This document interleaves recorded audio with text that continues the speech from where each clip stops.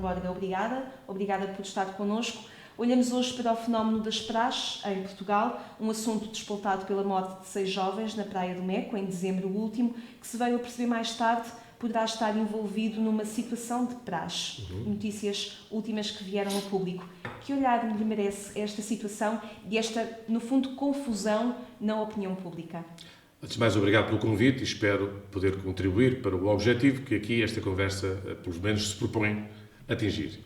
Em relação a toda esta realidade, há que sublinhar desde logo a dinâmica com que a notícia se foi desenvolvendo e como ela foi recepcionada, porque nestas coisas, mais importante às vezes do que os acontecimentos é a leitura que fazemos sobre eles e o que procuramos extrair das mesmas realidades. Ora, se nós pudermos ver a questão, primeiro uma tragédia que em si já era absolutamente causadora de perplexidade de todos nós, como é que uma onda numa praia apanha de surpresa 6, 7 jovens, e depois a procura do contexto em que estas coisas acontecem. Nós não gostamos de ver as coisas no ar e vamos procurar a história, fazer a narrativa dos acontecimentos. E é aqui que procuramos causas. Infelizmente, nós já vivemos uma sociedade que vive mais a reagir do que a agir. Este é talvez dos problemas mais complicados quando nós lidamos com a comunicação social. É que a comunicação social tem, por definição, não aprofundar as questões, vem apenas, tal como uma onda, na espuma da onda, tentar ver o que se passa. E é talvez a pior altura. Vamos situar o problema das praxes com o problema de uma sociedade que perdeu os ritos de iniciação.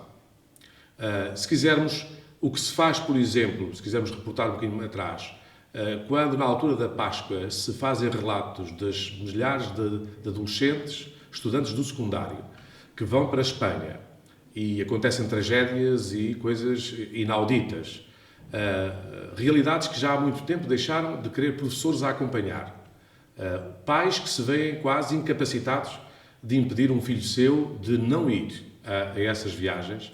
Estamos a falar de dinâmicas comunitárias que procuram, basicamente, pôr à prova a resistência, o gosto de pertença ou até a inserção num grupo. Se és dos nossos, tens que vir. E se és dos nossos, aguentas e fazes o pacto de silêncio. Se quisermos, isto acontecia há não muitos anos, com, bem vistas as coisas, com a recruta militar. Todos os jovens, aos 18 anos, davam um nome para a tropa e, a partir daí, iam ser homens. Isso significava que a recruta militar, também ela feita de ordens e de praxes e de exigências e de provas, tinha também essa função.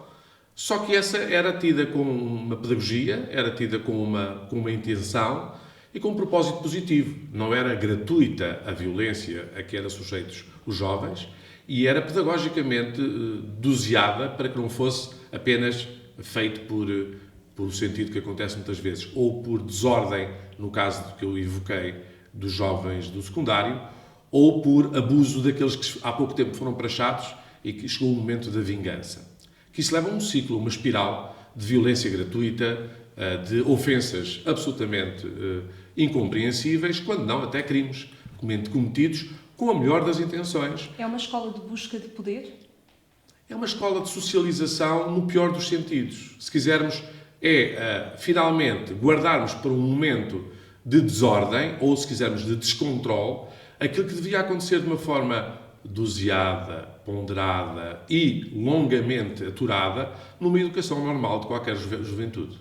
Ou se quisermos, o poder dizer que não, repare-se só esta liberdade. Qual é, nas praxes, o jovem, embora a praxe admita, teoricamente, que qualquer pessoa se pode negar a ser praxado, a verdade é que isso tem atrás uma carga tão negativa que isso não é a mesma coisa como querer ser praxado. Podíamos dizer ao contrário, quem quisesse tinha que pedir para ser. Porque é que quem não quer tem que pedir para não ser, e porque é que para ser basta não pedir para não ser.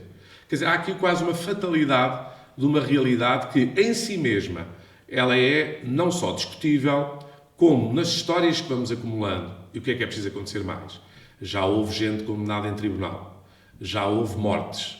O que é preciso acontecer mais para se perceber que no Estado, embora não esteja a ser tudo mau, é evidente que vai haver os que defendem, que vão logo dizer N coisas positivas, de inserção, de ganhar amigos. É verdade que os amigos bons ganham-se nas trincheiras da guerra.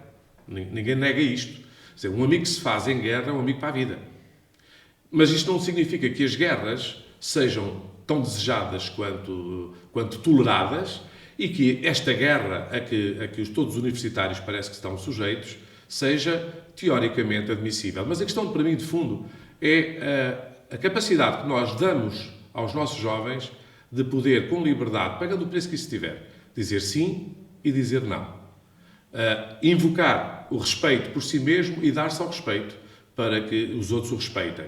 Esta é uma escola que está ainda por descobrir e nós provavelmente com estes desafios todos e com estas notícias todas pode ser que tomemos consciência de que o que está a falhar basicamente é uma coisa que se chama educação. Pergunto-lhe qual é o ponto de equilíbrio nesta situação, quando, por exemplo, o Ministro Nuno Crato chama reitores das universidades e chama presidentes das associações académicas para uma reunião para perceber exatamente o que é que se passa. Qual é o equilíbrio que se deve procurar? A casa está a arder e quando a casa está a arder é a pior altura para a gente fazer qualquer cálculo de como é que a casa há de estar quando estiver serenamente no seu pleno uso. Portanto, agora estes tempos de confusão são o mesmo tempo de confusão. Vão-se invocar muitas coisas, as redes sociais vão falar de tudo e mais alguma coisa. É a casa onde não há pão, todos ralham e ninguém tem razão. Aqui, a casa onde não há educação, todos têm razão para ralhar, porque quem ralha não tem educação nenhuma. Portanto, há aqui, é um momento que temos que encarar com alguma, se calhar veio tarde demais, com alguma necessária crise, mas esta crise tem algo de desafio muito positivo, que eu acho que quer pais, quer miúdos. Eu sou franco, eu já tenho sugerido a paroquianos meus que vão para a universidade que o primeiro mês não faltem às aulas, que nem sequer vão à faculdade, apareçam depois. Primeiro que não perdem muito em ir para a faculdade nesses primeiros tempos.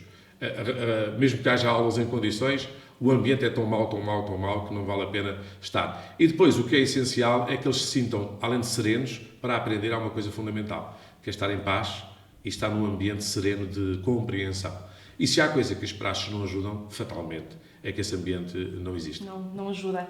Padre Bódega, outra questão que está em cima da mesa nos próximos dias, nesta semana que vamos entrar, será os direitos dos trabalhadores e o acesso a condições de trabalho.